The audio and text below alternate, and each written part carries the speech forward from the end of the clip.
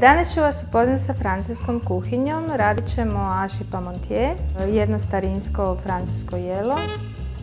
Zato su nam potrebni sljedeći sastojci. Oguljeni krompir stavite prethodno kuhat prije pripreme samog mesa.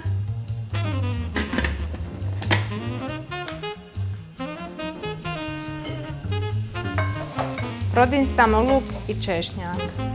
Sitno narezati povrće, mrkvu i papriku.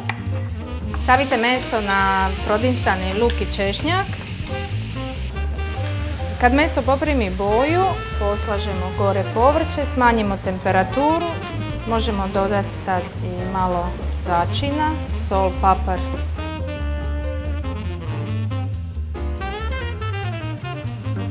I zatvorimo. Napravimo pire sa maslacem i sa mlijekom.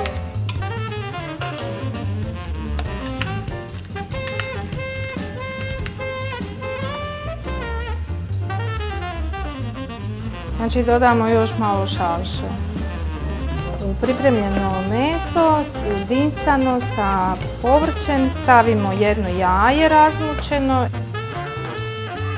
i malo brašna da se dobije čvrstoća, da bude smjesa kompaktna.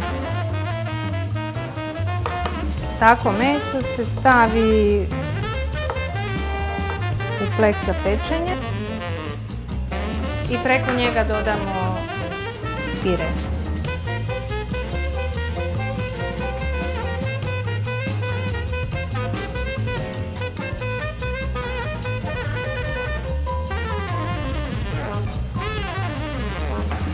I pospemo sve parmezanom.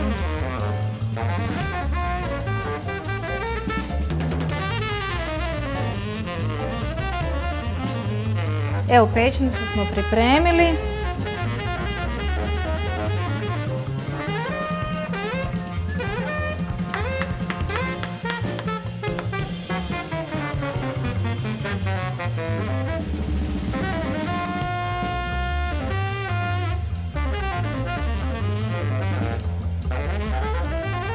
Ovo je bio hachis parmentier.